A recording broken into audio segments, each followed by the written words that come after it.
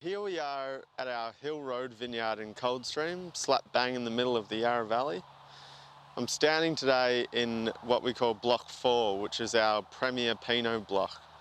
So as you can see, it's a relatively flat sort of vineyard, not too much slope, a little bit at the top and a little bit at the bottom. But this Block 4 is a 10-row parcel of MV6 clone Pinot planted on its own roots in the mid-1980s. It creates a very distinctive boysenberry character in the wine, and it's quite different from some other Pinot parcels which are just nearby in Block 2 and Block 3. But the structure of this Pinot that grows here, it's a very, very small bunch.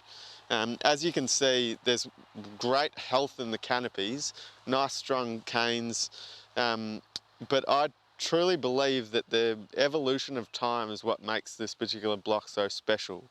It's a very unique flavour profile, but that tannin and structure as well is quite impressive. So we're standing in Block 3 of our Hill Road vineyard in Coldstream. So Block 3 is a particularly significant section of Pinot Noir. So this is D5 V12 clone Pinot. So like the premier parcel, this is also planted in the mid-1980s, so it's got quite a bit of vine age to it now. And originally this vineyard would have been planted as a source for sparkling base, but as time's gone on, the climate's warmed significantly. We're now seeing some old Pinot vines of that particular D clone producing some exceptionally interesting table wine. So this parcel is what gives half of the material to a single vineyard wine that we have, which is named L'Enfant Unique, which is a French term for the only child. And this segment of fruit coming from this Block 3 provides all of the florals and aroma that contribute to that wine, and is certainly part of what makes it quite interesting and unique, as the name suggests. So we usually treat this fruit fairly gently, whole berry ferments, but it's all about that aroma. So that's what its real contribution is to the wine. And then just beyond us, behind here, we have what's called the Old Vine Block 2 Pinot, which is MV6, and that goes together with this Block 3 to create that L'Enfant Unique Pinot. So the Block 2 portion is providing some real structure and tannin, tiny little MV6 bunches coming from Block 2, and we usually do a whole cluster fermentation with those fruits, which again really emphasises that tannin and structure, which is such an important feature of this L'Enfant Unique Pinot. Hello and welcome everybody. Thanks for joining us on our Rochford Winery virtual dinner and beautiful wine showing with Casper Herman, our head winemaker here. Just wondering if you can just give me all a little bit of a wave just to let us know that you can hear if you can hear us. Perfect, great. So to those who have been on this journey with us before, welcome back. And to all the novices, you're going to enjoy this evening. I believe this far we've gone as far out, so I did promise a big shout out to those fans down at Cape Shanks, so all the way down there, so we appreciate your support. So tonight as we go in, welcome to Casper. Good evening, folks. Thanks for joining us. And we've also got Ryan, who's our head chef here, who's wholeheartedly responsible for the delicious meal that you have tonight. Beautiful, thank you. Nice to see you all. If you haven't already, get your ovens on so they're nice and hot, ready to go, and you can get your loaf of bread in there now so it's nice and warm. Your salads are all cooked and ready, you just need to assemble them if you've got your instructions in front of you. And we'll get the lamb in as soon as the oven's up hot, and that'll take about 12 to 15 minutes depending on how hot your oven is. Okay? Okay. Awesome. So if anyone's got any questions tonight, Lindsay, what's the story? We've got Yeah, so Yeah. if you just want to type your questions in, they will automatically come through, so don't be afraid to send them as we go. We're all very responsive and we'd love to get your questions, so just type them in and we'll address them and have a chat as we go. So I guess for us, we'll get started. Ryan, you've given the instructions as we move forward. Yes, and if anyone has any questions as we go along, yeah, please just shoot them through and we can keep you up. All right, so shall we start with the rosé? It'd be rude not to, wouldn't it? Absolutely, Let's it's do it. Friday. It's Friday, Freedom Friday, Freedom Friday. And what a fabulous backdrop. What's our backdrop that we're actually in tonight as part of on site here at Rochford? So yes, we're in the barrel cellar. As you can see, it's sort of packed to the gills with barrels, but it's a nice temperature in here. It's quite muggy out there today, so nice to come in here and be at one with the wine. With the wine. So to speak. Hello there, guys. We've just got a question. Someone's asking, what do we do with the feta? Okay, so the feta is for the lamb dish, so your second course being your main, and the feta will just be crumbled around the couscous and around the lamb. Awesome. And also, what time do we put the lamb in the oven? So the lamb will take around 12 to 15 minutes. You can put it in as soon as you're ready, and then after that 12 to 15 minutes, just turn your oven off. That way it'll be just ready to go as soon as we finish talking about the wines. Finally, which ones are the salad dressings? Salad dressing, the raspberry dressing for the duck entree. It's kind of a pinky purple in a little 80ml saucy dish. All good. All right. So, first wine of the night. So yeah, we've got 3 wines to look at tonight, guys, and obviously, you will just help yourself and sort of look at them as you will. We'll try and sort of focus on one wine at a time and have a little bit of a chat about what's going on with that wine, what it works with, etc., etc. So the first wine is the rosé, which is going to work exceptionally well with this duck entree. So this rosé is actually it's a Cabernet based rosé. So in the past we've made our rosés from Pinot Noir, but we've actually moved this year for the first time to using Cab Sav, which is it's going to do a few things. It's going to create slightly more of a savoury sort of rosé, but something that I think works really well in the Yarra Valley. We're lucky to have access to some wonderful sort of older plantings of Cab Sav, which really do suit rosé exceptionally well as table wine Cab Sav. But I guess this style of rosé is sort of it more in that sort of southern French provincial inspired style, but hopefully it's more of a Yarra Valley rosé than anything else. Cheers. Cheers. Cheers. Beautiful on the nose, this one. Yeah, so this is a 2021, so yeah, it's a pretty young wine, but we're able to get those sort of subtle, savoury characters, bit of that cherry and what have you, into the wine pretty quickly, and yeah, I think this is going to be a good one for summer. Yeah, fantastic. Be great in your vinaigrette dressing too, Ryan. There's a little bit of Actually, we use a Chardonnay-based vinegar for the dressing, so one of those actually we could have done that would be quite exciting, wouldn't it? Yeah. Question? A couple of comments. The duck salad is delicious. Thanks. Hey, fantastic. Loving the duck salad. Thanks, Elisa. And this is from Catherine. Lindsay, we are all very jealous because you look like you've been to the hairdresser and a makeup artist today. Spray in a can. Works wonders. Thanks. Sue also says she's really enjoying the duck and the wine is a compliment. Fantastic. I have a few things to say about the duck actually, if we want to have a talk. Yeah. So the duck breast here, there's a bit of a process with it.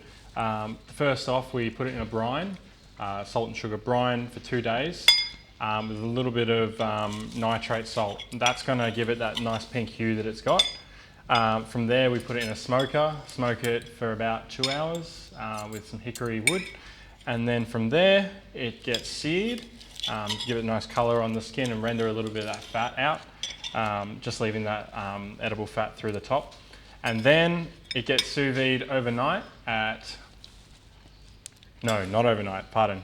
It gets sous vide at 60 degrees for 90 minutes, thrown in ice, and chill it right down real quick to keep that, that colour through it. Yes? Is the asparagus cooked? No, it's raw. Rick says there's a long finish on the rosé, Caspar. Good on you, Rick. Yeah, oh, cheers to Rick, yeah. That's the kind of thing you like to hear, isn't it? That's a compliment. No, yeah, that's great. Yeah. Well, yeah, rosé's like, you know, it's a real wine in itself, but it's also like quite a versatile sort of fun wine. So it is something that you you know, should be able to take to a picnic, enjoy with your duck salad. Yeah. Which is certainly a pretty high rolling proposition for the rosé, but that's great. And yeah, just, you know, anytime, anywhere, but definitely like warmer months. Yeah. Get around the rosé. So, Caspar, when we look and people talk about skin bleeds, for example, on these wines, so the difference between sweet, dry, rosé, all of these different styles. Yeah.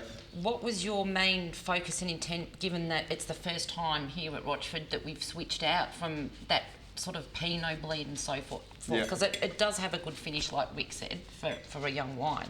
And that colour, like, what sort of length was it on skins? So not too long, yeah. So we're picking the Cab Sav, just stemming the fruit so there's no stalks, straight into the press, and then letting it soak there for it takes usually like an hour and a half to load the press, and at that stage you're basically just getting like berries on top of berries, and there's a bit of a squishing effect, but a soaking effect.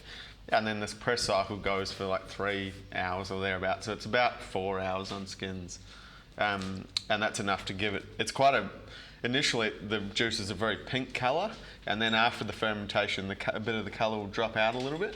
But hopefully what Rick was alluding to with that long finish, thank you again, Rick, is that because it's Cab Sav, it's a little bit more tannic.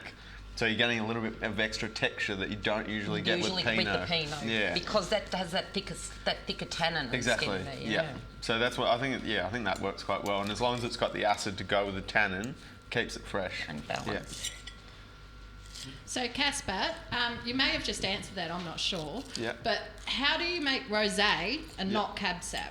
So it's basically just, the fundamental difference is the fermentation on the skin. So with the Cab Sav, we destem the fruit, so we take the stalks away, and then the berries go into a big open pot fermenter, and the juice and the skin stay together for about 2 weeks. Compared with the rosé, as we said, it's just loading the press, so it's like 4 hours. So you get all that extra colour and tannin from the longer period of time, but also the alcohol will act like a solvent. So towards the end of the fermentation at 2 weeks, there's actually even like the alcohol's kind of like fixing the colour in the wine. So yeah, it's basically just like time on skins is what the key difference is. Yeah. So Craig wants to know, what's the main difference between your rosé and a French rosé? Well, this is French rosé is a pretty it's an open-ended question a little bit.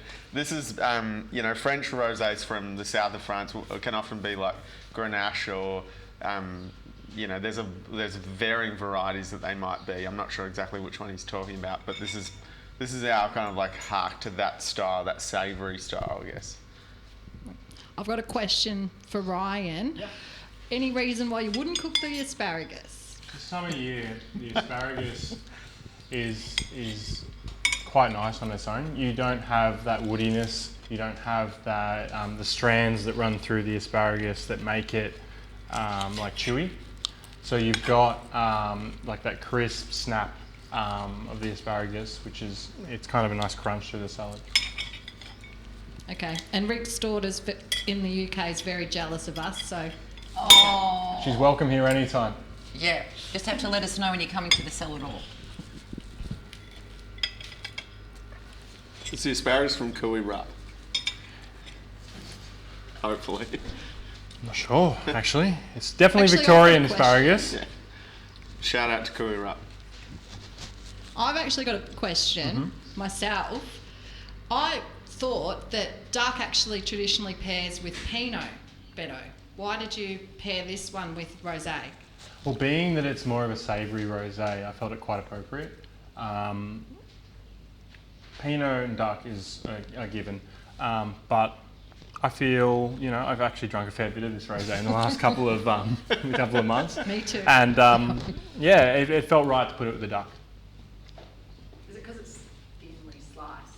Yeah, so it's very light, and the smoke in it is very light as well. So you've got those light savoury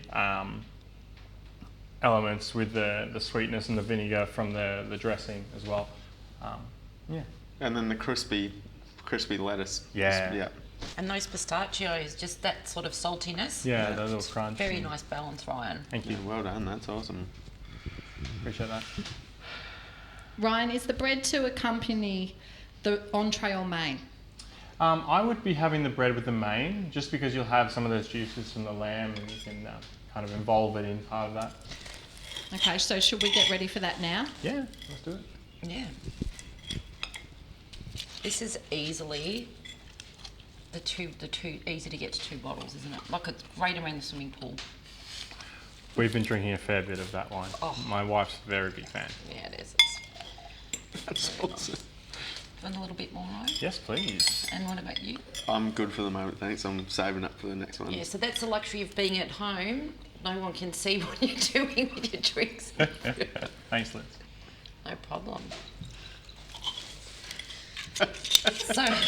So Ryan, should everything be getting ready to go? We should be almost Yes. ready. So if you've got to the point where your lamb is ready in the oven and it's off, you can start getting it ready to plate now.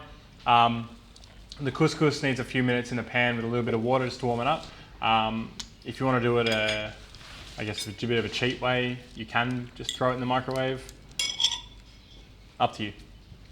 I like to do it in a pan. From there, you just want to assemble it in layers. You start with your couscous, put your lamb on top of the couscous, put your gremolata around the lamb, or on top, and then your feta around the dish as well. And then you've got a little tub, I believe it's like a 400ml tub that's got a little bit of the sauce. That'll be set in the sauce. You just want to warm that up in the pan. When it's brought up to simmer, it's ready to go over the top.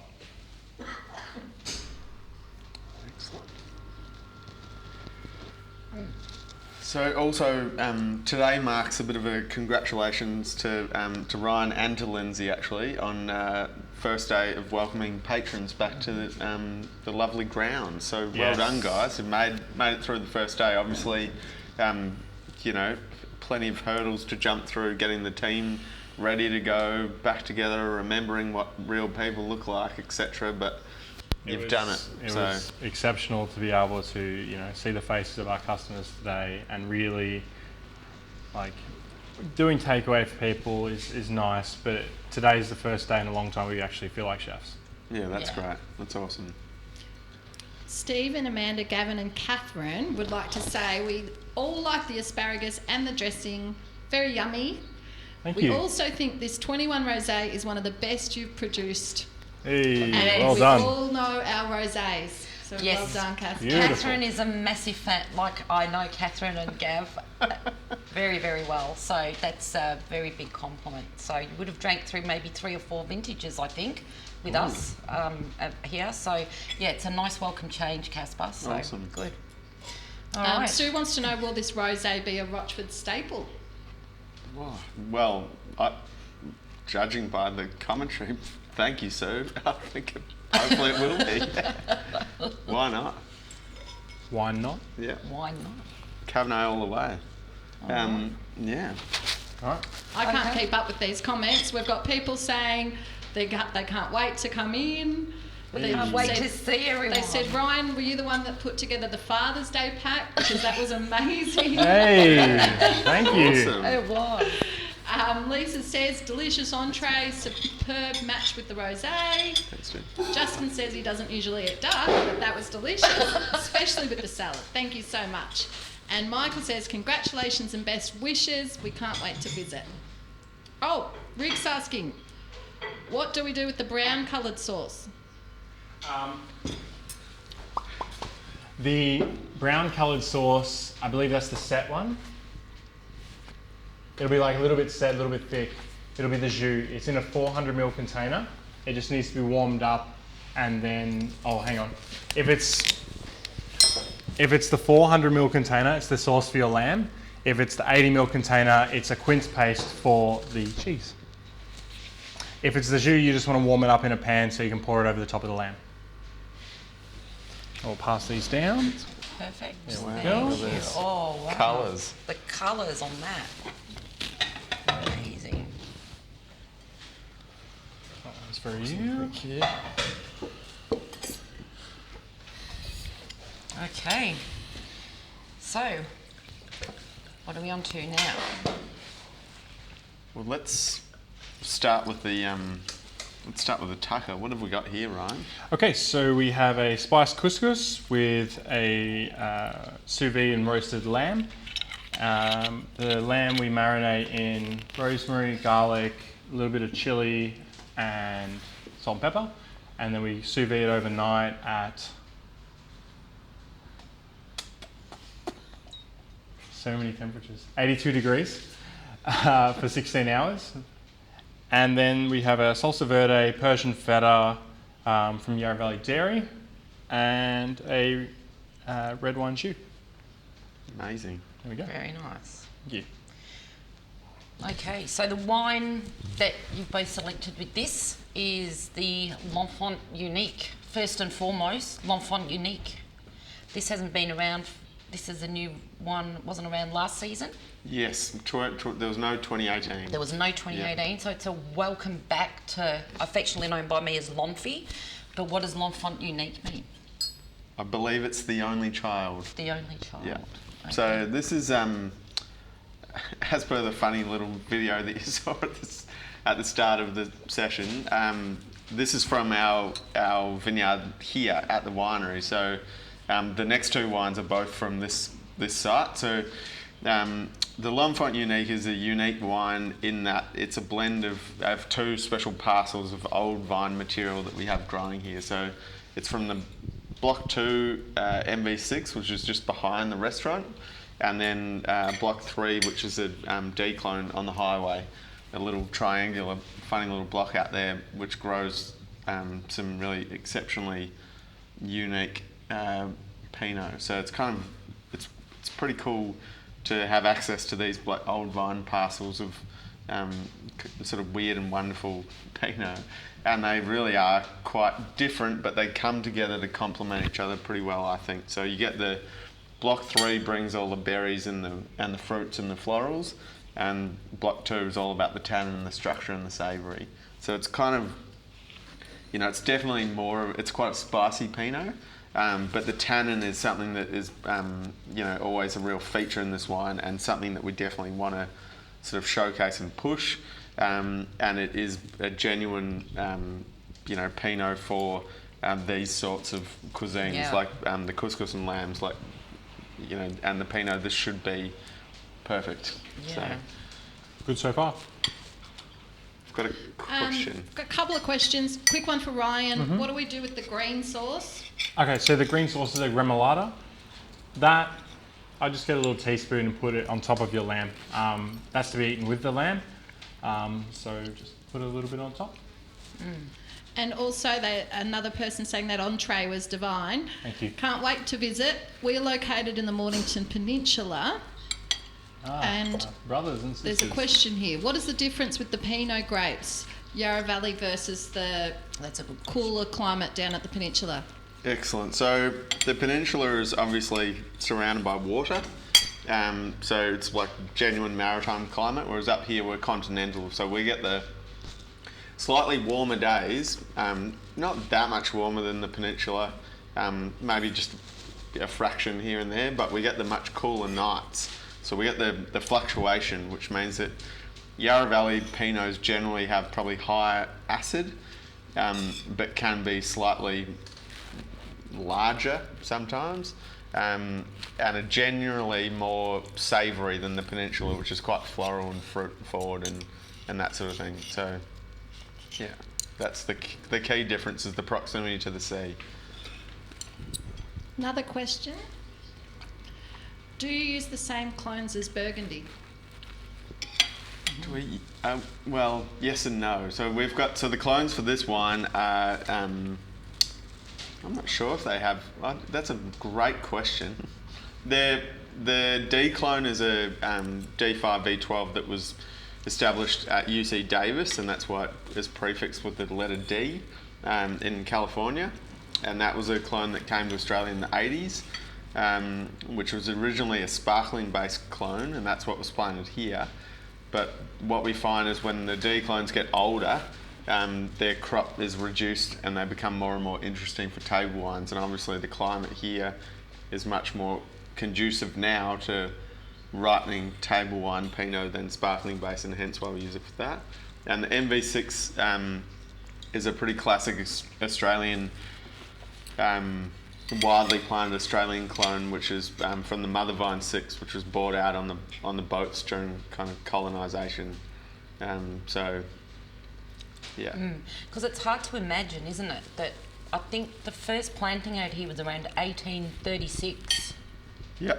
1836. Yeah, so that the would Swiss, make sense. the Swiss were they bought it out, but originally there was plantings of Pinot around Sydney, and then the cuttings were taken to out here. Ah. Yeah. So and establishing nurseries, like vine nurseries around the country. So, yes. So there you go.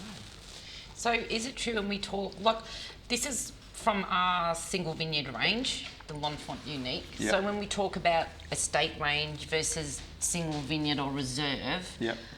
and obviously the price pointing is different, is it because of the older vines, lack of quantity, the concentration of the fruit from that area? Like, what's the difference there? It's a great question, and I guess it's a combination of all those things coming together. So, L'Enfant Unique, we literally get like 2 tonnes from the block 2 and 2.5 from block 3, so it's 5 tonnes total, and it's a pretty small parcel. And then of that, we ferment each batch separately, and then when it comes time to put the blend together, there'll only ever be like certain combinations of those two coming together that work. And I'll spend, we make, as the friends at home probably know already, and because Lindsay's, explained it to everyone, we make a lot of different wines here at Rochford, and it's an awesome, thing to have all this variety, and obviously we love Pinot and Chardonnay and Cabernet and we love everything, but because we've got so many different wines that we produce, there is quite a lot of time and consideration that we spend on like what is the perfect combination for that season, and often, and we're lucky here as well because we have the estate range. If the combination doesn't work perfectly for the L'Enfant, an excess of that will go into the estate wine. Right. So the estate wines are basically all wines that we grow the fruit for, and then the single vineyard wines are, like the special parcels, but the quantities of those are always a lot smaller. Yeah, yeah. Like we'd make like 200 cases of these. Sort of things compared to more for the estate wine. So they're made in similar ways. It's really just the ingredients of the fruit. Yeah. And do you get more as the vines get older? So like a lot of our vines out here at Rochford, like for some of these wines, 35, 38 years old. Mm-hmm. Do you get less fruit, more fruit, or less fruit? Like, how does that work? And the flavour's more intense with an older vine? Usually, yeah, because you have restrictions of sap flows, and that just basically means that there's less opportunity for bunches to form, and therefore there's less fruit on the older vines generally, and that's why you get, it's like anything. We all get better with age, don't we? So, vines, especially the last 2 years, I'm sure everyone would agree with that. Vines included to a point, and then they start to decline. And the wheels fall off. And then who knows what happens. It's a bit of fun. Anyway, the kind of sweet spot is like, that kind of that 20 to I guess 20 to 50 years. Yep. And then that's where, after 50 years, sort of do see like a reasonable amount of decline. But we're constantly training up new trunks, because that's the part that generally like fails eventually. So if you can keep the root system, they keep growing fresh roots.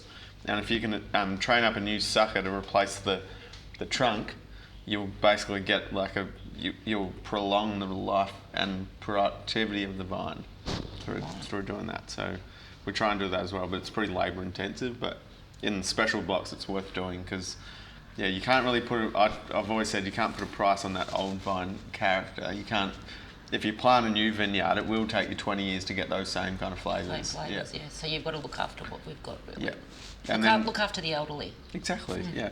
And then we have the compounding issue of the phylloxera aphid in the Yarra Valley, which is, out and about. But then if we replant on rootstock, the combination of the American rootstock and the French cultivar has like a very massive impact on the flavour of the wine. Right. And it's something that everyone considers, of course, but moving away from own roots to rootstock, it's going to change the flavour of the wine, at least for the short to medium term. Yeah. I have to pass on some of this feedback, Caspar and Ryan. Sue says the wine is spectacular. A great job. Like drinking a bouquet of flowers. Oh, it is. Right. Oh, thanks, Sue. That's awesome. Michael says that's a great Pinot. Tastes very deep. Great. It is deep, isn't it? Yeah. Celeste says, wow. And I've just lost a comment. These flavours are amazing, Maine and wine. We've got a bit of a shout out to Keith. Yes, Keith is still with us. We love our Keithy. Michael's saying, how good is this lamb to everyone. Stephen and Gavin say, you get better with age. We are just peaking now. Don't know if they're talking about you guys or the wine. That's typical of them. Chef Ryan, can you tell us what's in the duck dressing, please? Okay. 2 seconds. Okay, we'll come back to you. No, I'm ready. Alyssa's saying the lamb's divine and so perfect with the Pinot, by the way. Perfect. So the dressing for the duck, the raspberry dressing, there's a little bit of French Dijon mustard. There's a blend of balsamic and Chardonnay vinegar. We use fresh raspberries, which we crush them down, strained all the seeds out of them, and then added that into our emulsion for the vinaigrette. And then it's just olive oil from there. Okay, and a question for Caspar. Does the rootstock determine flavour profile? Well, that's a whiny question. Yeah, no, a great, awesome question. I love it. 100%. It's like anything, really. Like, if you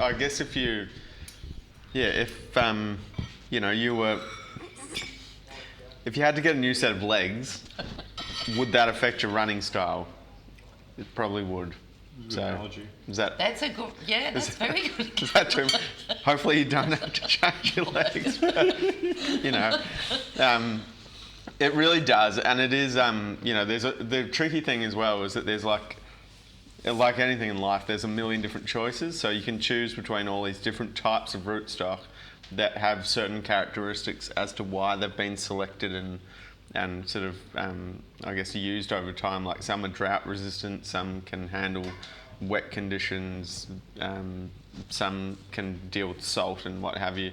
But yeah, when you put two things together, the outcome's going to be different than if you just stuck with one thing. So it is, and I wouldn't say it's something that scares me, but it is like, I always think like if you're going to have to replant your whole vineyard, you're probably better off to do it gradually in stages, because if you do it all at once, then you will be changing the flavours in the wine quite quickly. Whereas if you can kind of like just drip feed it over time, that might be the way to go. Anyway, it's a really complex question, but it's something that's definitely facing our industry and this region like a lot at the moment. So yeah, there's a hell of a lot of replanting going on, which is like really positive for the industry and for the region, but it's also, I'm not saying all the wines are going to change anytime soon, but it's like, it's something that you have to manage, I guess, carefully. So the profile of, say, Rochford's portfolio, I know you're very passionate about that as far as that particular wine and the continuity. Yeah. Obviously, explain to me the struggles of seasonal weather change. Yeah, well, with you working within keeping, because I know you're very true to the site, Yeah. and we've had these discussions before about not polishing the wine. Yeah. You're very right on letting, you always will say, let the season and let the site speak the language of love. But Totally. with climate change Yeah. and each seasonal change, how do you manage that? Well, you can't really. I mean, it's agriculture, so you're relying on the elements to do what they will do and produce the kind of season that you'll get. You can't choose. You have to just like ride the wave, and a lot of the time you have to hope for the best, and that's. But you would rather that season still tell its story. Yeah, because like at the end of the day, the last thing we want to do is make boring wines. Yep. And 2019 was a pretty awesome year in the Yarra Valley. It was dry. It got a little bit warm at the end, but we got plenty of tannin, and so like that shows quite nicely in this wine. Yes. And with the food, it's working really well. And then 2020 was a cool year where it was quite cloudy, so the wines are a lot more subtle, but it's the same patch of dirt growing the same fruits, but the season changes the way the wine ends up, and I think that's a really cool thing. Yeah. So don't play around with the season. You're not. No, well, like if we wanted to make all of the wines the same every single year, like turn out the same in the glass, then maybe we should be making non-vintage Pinots and red wine. Yeah. So makes sense. it's a bit short for that, and it's good to. When we get round to looking at 2020 wines, hopefully everyone's like, the world's kind of come to a slightly more balanced state, but we'll be able to reflect on, the struggles that everyone had in that year, and remember that we are where we are now, and it's a good thing, but it's like that every year. Like that's the kind of cool thing about wine, is that it is like a bit of a time capsule in a sense that it's something that you can remember back to. Yeah. So. Casper, I think we had a similar question to this last time, but Paul wants to know, what's the impact of climate change? Great Are question. you changing your wine varieties and clones? And someone else is asking, have you considered Italian varieties for climate change? So a couple of questions there. That's the great questions. Climate change is 100% real. We all know that, don't we? Mm-hmm. We don't have Bob Catter on the line, do we? Or we don't know. Anyway, everyone's welcome here. It's fine. Are we changing clones? Yes, we are changing clones. So, what are we doing? Well, there's Pinot Clone 777 and 667, which are kind of earlier ripening clones. We're probably moving away from replanting those as much. We're still doing a little tiny bit of that because the flavours are pretty cool, but we'll probably be moving more towards the 667 is actually, that's pretty good as well. We'll be putting a little bit more of that and putting in some Able clone Pinot currently at the Tulane Vineyard, some more MV6 which has always gone really well at all the sites, and what I really like, I wouldn't say it's matter of fact, but it's going to be quite a while before Pinot doesn't work so well in the Yarra Valley. At some point in time with climate change, it probably will get to a point where you're losing the subtleness of the Pinot. But the great news is that we're just opening the door for Cabernet to keep getting better and better, and that's. At the moment, we're like in the Rochford program, we're not dealing with any Italian varieties, but that's not to say that might not happen down the track. Like there's plenty of people around, like Luke Lambert's doing some great things with Nebbiolo. The Dentons obviously have had Nebbiolo for a while. There's a few Barberas and what have you around as well. So I'm sure there's going to be more room for that to expand and continue. But Yarra Valley is a fantastic place for Cab Sav, so that's that's going to continue to get stronger and stronger as the seasons get slightly more warmer. Yeah. The other kind of interesting thing in the last 2 years, like 2020 and 2021, and this is not to say that the effects of climate change aren't real here. Of course they are, because we've had the the crazy weather patterns more frequently, but we've actually had like 2 reasonably coolish years in a row. And expecting one this year. Yeah, and it's been seriously wet recently, so it's on, you know, they're forecasting another wet kind of summer, so it's a bit confusing because it's not like, like in 2020 we actually struggled to get the big reds ripe, so we got there in the end, but it was took a long time. So yeah. How are we feeling? Are you ready for dessert? Stephen wants to know, what age will this L'Enfant be at its best, and are the 2021's wines looking like a good year overall? When will it be its best? Well, we've just released this 19 L'Enfant, so I think probably when it's, you know, it's ready to go now, but it's definitely probably still got plenty of years in it. I'd say with the Yarra Valley Pinot and something a bit more structural like this, I'd give it a window of like 8 years or thereabouts. But the thing about aging wine, and particularly Pinot, is that as time goes on, the fruit intensity will drop off, and the savoury will come up. So it's always like, it's such a personal question as to when should I drink this wine. Personally, I like to see the fruit present still. So I'd say like it'll be having the absolute time of its life in maybe like 2 or 3 years, but it will certainly go beyond that. But it's just that the fruit intensity will just like come down a bit and the savouries will come up. So anyway, yeah, I hope that answers the question. What is it we say? You buy a case and try one every year. Yeah, great. There we go. Excellent. Lindsay, you might be able to answer these couple of questions. Someone's looking for a recommendation of a sparkling for a special occasion. From, because we're really... From Rochford, of course. From Rochford. So at the moment, I would have to say that I am totally enjoying our single vineyard sparkling rosé.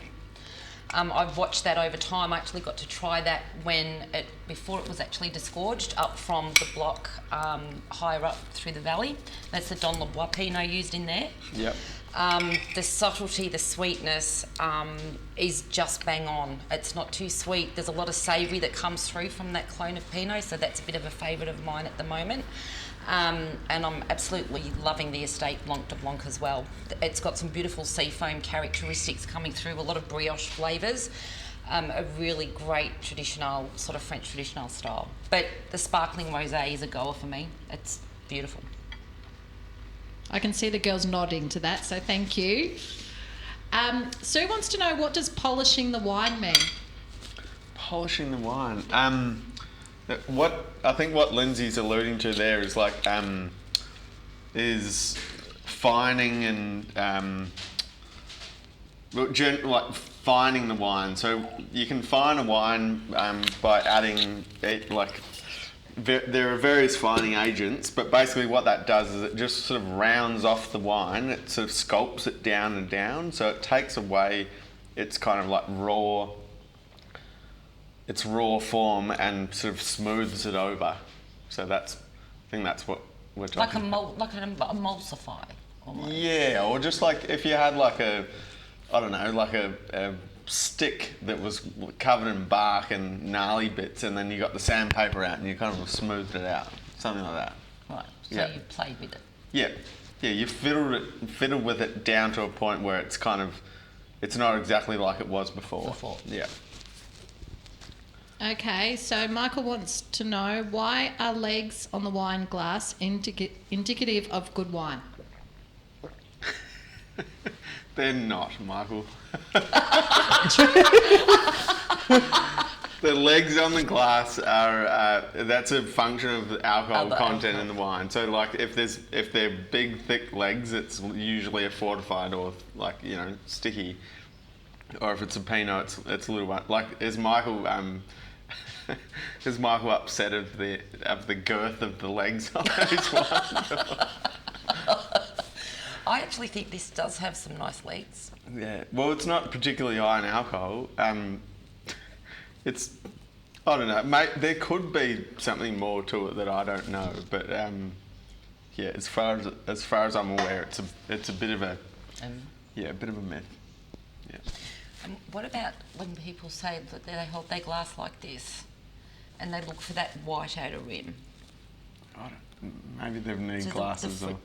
so that, you know, the fruit is like more abundant through there. Oh, yeah, I guess they're just getting deep. aren't Getting they? deep, yeah. They've already had a That was a bottle. good question. Yeah. Okay, we've got some more here. Roger is loving the food and the wine, so I have to pass that on. Roger's one of our regulars. Fantastic, thanks, Roger.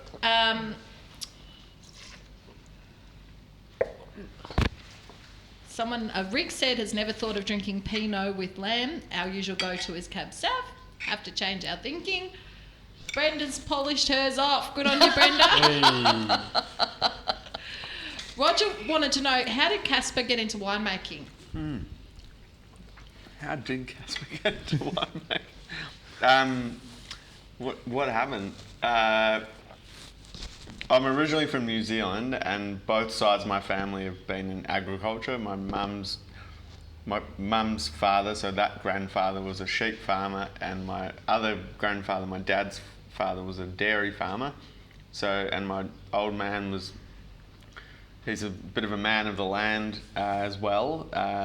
And I guess just through school I got interested in biology, and then I wasn't quite sure what I was going to do when I finished, but we went to a few open days at universities and what have you, and viticulture sort of ticked a few boxes, so I thought I'd give that a try. And soon after starting to study, went and got a job pruning in a vineyard out here in the Yarra Valley actually, and I guess it was just kept being interesting, and that's how it happened. So started working the vineyards and studying viticulture, and then the wine part sort of came a bit later. It's a weird vocation. Like it is a bit romantic at times, as everyone assumes, but it's also like a bit crafty. But if I've learned anything since coming to Rochford, organisational skills are imperative, and also just general juggling of everything. But the best part about it is that it's always changing and it's always different, and there's always something new to smell and taste and get around. So it's and it usually attracts good people, and that's good. That's really important because.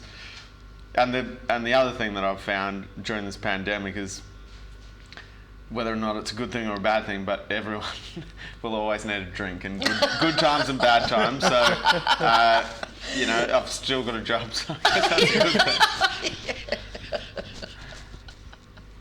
Okay, back to serious questions. I think we had a similar question to this last time too. La Nina is forecast this year. Yes. Part of the craziness is increasing extreme El Ninos, dry, and La Ninas, rainy. Do you look at the long-term weather forecasts? Yes, but again, there's not a great deal we can do about it. All we can really do is just be prepared for the season ahead, and make sure that we're attentive to the vineyard and its needs and what have you. So at the moment, obviously it's springtime and it's been a wet spring, so the shoots are about this long out there at the moment, and we've David, who's our viticulturalist, is extremely in touch with the elements and the vineyards, and he's also an avid keeper of bees. So he's got a sixth sense that I don't have, which is pretty awesome. So he's at the moment. There's a spray cycle of sort of 10 to 14 days, which you're always looking at the weather. When it's hot and humid, you've got to make sure that you've got coverage for, so the fungus, the powder and the downy mildew don't build up and that sort of thing. So it's a bit of a juggle, and so you do need to be aware of the seasons and look for the long-term forecast, and just keep your eye out the window, not just inside the office. So, yeah. Can you guys tell us about the wine preserver on the table? Oh, great question. So, first of all, another massive thank you to everyone who's engaging in this experience tonight. we've got 3 bottles of wine, which to have 3 bottles of wine on the open on the table at one time is like, Doable. for some people like us, it's every other day. But for lots of other people, it's a bit unusual. So we've included the this wine pump, which is just basically a way of preserving the longevity of the wine. So given it's a Friday night, realistically, you've got the next couple of nights at least to work your way through the 3 wines. So there's we endorse like responsible services of alcohol here, so we're not suggesting that you need to drink all 3 of the bottles of wine tonight, but that is your call. We can only suggest that. But yeah, the vacuum pump's there it basically takes the air out of the bottle, and then you've got the little cork, the little rubber cork that sits on the top to sit there, and then you can just pop it off, and it might give you another night or 2 of keeping the wine fresh, basically. So, Justin wants to know, Casper, which red wines, apart from rosé, are nice to drink chilled? It's that's a curly question. There's a real move at the moment to chilling red wines. I'm quite old-fashioned, so it's not something I generally do, but it depends where you live. Like if you lived in Queensland or Darwin or even humid Melbourne, popping the Pinot or Cab Franc or even Shiraz, strangely, in the fridge is like, it's a thing. But life's for living and for discovering new and different ways of enjoying. So if that's something that you're into, then go for it. I find that with red wines particularly, you get a lot more aroma out of them when they're at room temperature. Yeah. So that's the only thing I'd say is like when you chill it down, it might be a bit more refreshing because it's cold, but you're probably not experiencing all of its capabilities because you're suppressing it a bit by being cold, that's all. Do Rochford ever do a sparkling red? Well, we get asked that all the time. We did a sparkling rosé, didn't we? Yeah, we get often asked for a sparkling Shiraz. Yeah. I'll be brutally honest. It's a very valid question. It's certainly not something I would come at, but I don't know. Maybe just like watch this space.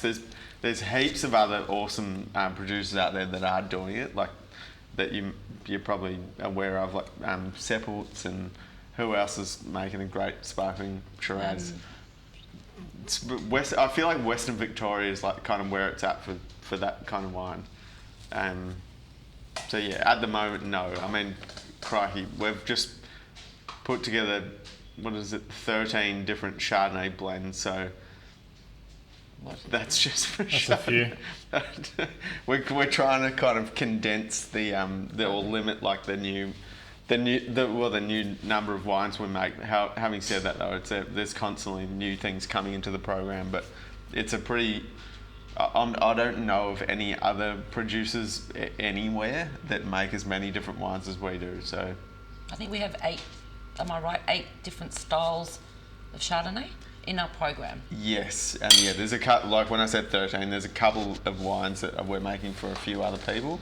But yeah, for Rochford alone, there's Isabella's, Dan Lebois, Terre, Premier, Tulane. Estate, Paul's Lane.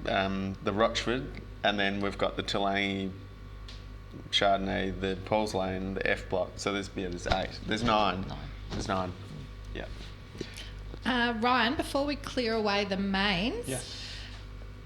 Roger just wants to know, why does feta work so well with lamb? It tastes great. Great question. Well, feta is quite salty. So when you're eating your meat, you've got that like salty, creamy element from the feta, and it's really going to just enhance your flavours. Salt is to enhance existing flavours, so the salty feta is going to help you do that.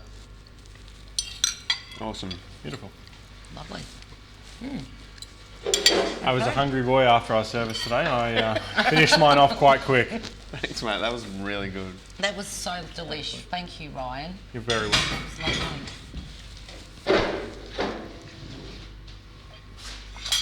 lovely. All right. This was one of my favourites, the Longfy. I was devastated when we didn't get any last year. It's back, Lindsay. It's back. Cheers, back. Pass this one over. Thank For you. you. Fromage. Fromage. So Ryan, can you tell us about the cheeses? Yes. We've just got a new cheese supplier. Yes, we Yes. just have. We've just started with a new cheese supplier, Cheese Culture. Laura from Cheese Culture has been dealing with me, and she's been really good to us. The two cheeses that we work together to choose for this, to pair with the wine. Now, my pronunciation will probably be off for this. So you have a. You have a Hervemont Bleu. Thank you. A Hervemont de Bleu Origine. Yes. And you also have the Osso Errati Basque. I think that's probably right. Yeah. So we have those two cheeses here. One is a sheep's cheese and one is a sheep and goat blend. We've made some house-made lavash, which we have rolled hundreds and hundreds and hundreds of Through meters of lockdown. through lockdown. We have become the lavash kings through lockdown. Live, laugh, love lavash. The quince paste we've made ourselves as well. There was a time a while ago when we went into another snap lockdown, one of our greengrocer suppliers, Greenlands, they had all these quinces, beautiful quinces, no restaurants wanted them. And we struck a deal, they sent us 200 kilos of quince. 200 kilos of quince. And we spent the week making quince and apple paste. No way. Yeah, it was a big job. But you know, it's nice to be able to, when we don't have, we quite often as chefs under time pressure, and you're trying to make the best product you can and make as much as you can to give the customer, so it's really a true expression of, you know, what you're creating rather than what you can buy. And you know, there's no excitement in that. So to have the time through lockdowns and for our owner to actually allow us to use that time to make some stuff that we can now bring to our customers, and preserves and different things that we can create during those downtime hours, was really good. Yeah. Yeah. So Helmut's really big on that, isn't he? Like your Helmut is really creativity. big. Yeah. Yeah. He's always around. He was in the kitchen today as Yeah. we started to get ready for service, to try all the little bits and pieces we were putting out today. Perfect. So quick question. Stephen and Gavin have got some lamb left over. What's going on, guys? They're drinking too much. They're not eating. That's okay. Take it at your own Yeah. pace. The cheese will be fine. They want to know what's the best way to preserve the lamb. Put it in a snack. For how long? I think he's holding up 2 fingers. 2 days? 2 days? I mean, Tomorrow night's dinner. tomorrow night's dinner. You can have it for tomorrow night's dinner if you put it in the fridge now. I wouldn't say 2 days. Okay. All right. So, Casper, before you tell us about the wine that Yeah. that's paired with the cheese, Yeah. can you, John and Alex, just want to know, is all or a large percent of grapes for Rochford from the Yarra Valley? They're pretty much all from the Yarra Valley now. We have we've still got a little bit of the Rutherglen muscat that's coming through, but yeah, everything everything with a Rochford badge on it generally is Yarra Valley. We have done in the past some stuff from King Valley and also from Heathcote, but pretty much from 2019 onwards, it's all Yarra based. So how many tons of, say, like off our sites, because you know Pinot's like the given where everybody wants more. yeah. So how many tons of Pinot off like our Helmut sites would we collectively have here? So Pinot probably represents like maybe between 40 and 50% of the wine that we make here. Yep. So it's going to be at least 200 tonne Wow. of Pinot. And that's off Isabella's here, Talangi. Yep. And then we also Hill Road? we also buy a bit of Pinot for like the Rochford, The Rochford range. range and what else? Latitude wholesale. Yes, for the Latitude, and there's a couple of our new single vineyard Pinots that you'll get to enjoy. The 2021s have come from a couple of different sites in the Upper Yarra Valley. But yeah, we probably grow like, I guess we're growing like at least 60 to 70% of the fruit that we use to make our wines. Yeah.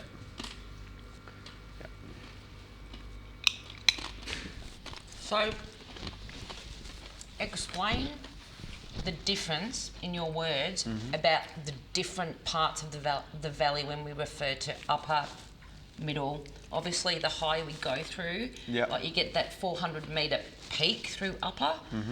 But a lot of people now kind of divide the valley up to those three different levels. Yeah, so we've got, that's a great question. So Upper Yarra Valley incorporates like, Gembrooks and the outer reaches, and then it goes all the way around to Gladdisdale, Yarra Junction, along the Warburton Highway. So Woorayalloc, Seville, Yellingbo, that kind of region. That's what we refer to as the Upper Yarra Valley, and that's generally on volcanic soils.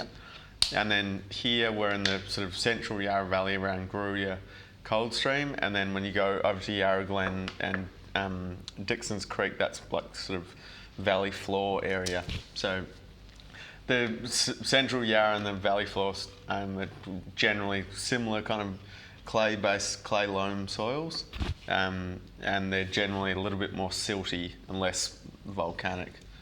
But I know you're a big fan of Upper Yarra, aren't you? Yeah. And but honestly, like, you know, where we are here grows some really interesting Pinots as well. Yeah, they're just different. Like, and that's the kind of cool thing about working here is we get to work with both parts. Which is great. So I'll just say a few words quickly about this next wine. So this is the 2019 Hill Road Syrah. So this is also from this vineyard as well. This is PT23 clone, and again, just like the L'Enfant, it's similar era, so planted in the 80s. And this wine is made using 100% whole bunch technique, which is basically the fruit's harvested in the paddock. It comes in these 500 kilo picking bins. We add some dry ice, so some carbon dioxide, and then cover it up just in the bunches in the bin for like 10 days. Wow. And the carbon dioxide basically pushes all the air out of the bin, and it also stimulates the start of the carbonic fermentation. So you get, like, carbon dioxide is a byproduct of fermentation, and when you put the CO2 on top of the fruit, like after a while, it will start to actually push it more and more. And the yeast get going in there and what have you, and once it gets buzzing, we'll sort of peel the top up and then have a little sniff in there, and if it smells gassy, we know it's good, and we'll just kind of like, we'll slowly let it go. And then over the course of like a couple of weeks, we'll get in there and like stomp out a little bit by foot. And you know, so it's quite a slow fermentation, but that carbonic fermentation at the start with the no touching, if you like, it results in this like very aromatic, spicy, kind of slightly zesty sort of character. So this is a very small parcel. This was literally like 3 of these 500 litre barrels. So we made like 150 cases or something, and that was it. Yeah. So and it's all in older 500 litre barrels, which I quite like to use for the Syrah because it's like, it's not about, like, we don't really want oak flavour going into this wine. We just want to use the barrels as a vessel to enhance the intensity. Yeah. So the older barrels, like they have less room to breathe. So they trap in all the aromas, but it's also a bit reductive. So you get a bit more sort of compression of the tannin as well. So this is a new release for us. Yeah. So this is the first time this wine's been produced, or like by itself, but it kind of identified itself as a pretty interesting wine. Yeah. And it's such a small little, you know, triangular block. I think there's like 13 rows or something out there. It's only ever going to grow like, you know, 3 or 4 bins of fruit. That's it. So anyway, it's kind of a cool wine to add to the portfolio because the Syrah or Shiraz, whatever you want to call it, it really grows quite well in this part of the Yarra. You get those spicy characters, spicy. but yeah, we want that perfume. You kind of, I've heard people say that these wines can be a bit like Pinot. Obviously, it's quite different to Pinot, but it's I guess it's got a similar weight. It's not too heavy. Yeah. Guys, can we wish Justin and his lovely partner Deborah a happy anniversary? Oh, happy anniversary! Raise the glass. Oh, good on They're you sharing guys. it with us. Yeah. How many Great to be part of it. years? They haven't told me that. Congrats. So Lauren's dog tried to steal the lamb off their plate. Oh, that is a very well looked after dog if they get that lamb. Ryan, what's the spice in the lavash? This lavash is just poppy seeds. No real spice. The only ingredients for this is water, flour, and poppy seeds. And salt. Okay, thanks. Michael just wants to know, are we going to keep doing events like this moving forward? It's a great question, Michael. Everyone's enjoying themselves, Yeah. I aren't think they? they are, yeah. You know, we were just talking about this earlier with Mike. I think, excuse me, I'm still chomping on that cheese. It's delicious. They're probably, like now that we are in a position where we're slowly clawing our way back to some sort of normal life where we can go places and whatnot, we'd love you to come here. But I think there is quite a genuine possibility that we might try and do perhaps like a new single vineyard wine release, sort of virtual dinner like this. Particularly in the winter months, I think it could be quite a good thing. For sure. And in doing that, it means that we could perhaps reach people interstate or what have you as well. So it's certainly not. We're not ruling it out by any means. The focus is probably going to go back onto real life in the restaurant situations. But yeah, this will be the second one that we've done in this format, and the last one. How many do we have? It's obviously grown. I think there's 120 people actually on at the moment, which is a massive effort to all you guys. It's awesome. And the support and Thanks everything. everyone for your support. Thanks so much. To build that momentum, I definitely think that there will be room, because people have enjoyed it. Well, we So have this no was reason to this get one. rid of it. No, yeah. That's it. And Trevor and Simon's got a good idea. They said they'd be totally up for doing a dinner like this at the winery. Yeah. Yeah. Which that'd probably come back for those of you that you do need to look at, especially with harvest coming on. I know that there's certain people who have come out to the harvest experience, which we do run through the summer, which is a day with the winemakers, go around the vineyard and then actually have lunch with us. I think the 13th of November, we've got finally our single vineyard day, which was for our members. That's been pushed out 4 times. So we do actually do a lot of that kind of thing already here, which has grabbed some momentum over the last few years. So. Yeah, but we've sort of spoken about these single vineyard dinners as being something that we could certainly do like a similar thing to tonight in real life at the restaurant, couldn't it? Yeah. Yeah, it'd be good. It'd be good to it's fun to get the questions one by one. It'd also be good to see you guys in real life. Would be great. We're all about getting people in here. Yeah. Yeah, and Helmut loves the dinners too. Yes. If you haven't tried the blue cheese as well, don't be afraid. This is a pretty good blue cheese With if it's the your Shiraz. first. So Ryan was just explaining before about cheese culture. Just to give you a little bit of background, Laura Lowndes, who's your contact, is an absolutely amazing young lady. We're looking forward to her actually hosting. She knows so much about cheese.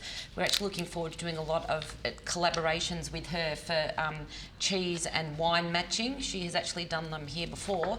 But to let you know a little secret on Laura, she knows her cheeses.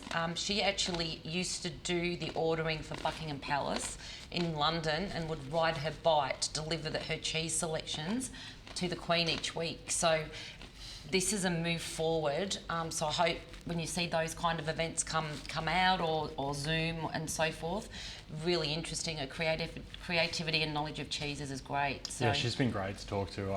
Even the brief few conversations we've had this week, I've learnt quite a bit from her. Yeah. And just the array and the stock list that they have is just So you'd be crazy. having fun with all these new. Oh yeah. Yeah, loving it. Yeah. Which is amazing to go, especially with this wine expansion as well. Yeah. It's giving you that opportunity to be creative. That's But it. she's very good. Knows it. This is beautiful. This yeah goes well with the Shiraz. 100%. Yeah. I mean, if it's good enough for the Queen. Well, that's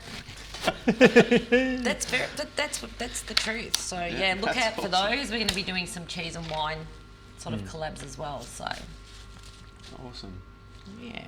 I wouldn't mind getting a few of those cheeses on the shelves too. One of the long-term things we're looking at is actually having the option for people when they come in and buy their wine is to pick up a couple of cheeses, have a different selection of things we can change up and have available. Yeah, awesome. Which is great. Some take-home packs. So Caspar, Shiraz Syrah, Yes. same but different, or same? Same but different. It's the same key ingredient, Shiraz, Syrah, what have you. The change in lingo is more about the style of wine. So Syrah is generally a bit more perfumed and savoury and light, and the Shiraz is a bit more of your generous, Shiraz as we know it. So yeah. All right. All right. Well, this pretty well concludes our dinner. Thank you very, very much for everyone at home for joining us. It's been a real pleasure. Any more And we questions? can't wait to see you when you return. But thank you so much for your support, not just tonight, but many of you for a long time beforehand. Everyone here really appreciates it. It's wonderful. Yep. Are there any more questions? No, that's it. Everyone's sending in their feedback. This has been fantastic, informative and personal. We've had an awesome time. Amazing event, great food and wine. Thanks to all at Rochford. Thanks everyone. Thank you so much. Awesome evening. Thank you so much. See you on Sunday, Roger. Hey! Good on you, Roger. Michael says it's wonderful. Cahol says thank you so much. That was incredible. Michael, a different Michael says, we don't say goodbye, we say see you soon. Yes. We look forward to seeing you, Michael. Yeah, and thank on you, ya. Layoff. We've unbelievable. Great. Yeah. Thank you. Awesome. See you We've all loved Thank you this. very Thank much. you so much Cheers. for your support, everyone. Thank you. Awesome. Cheers. Thank you. Bye-bye. Bye.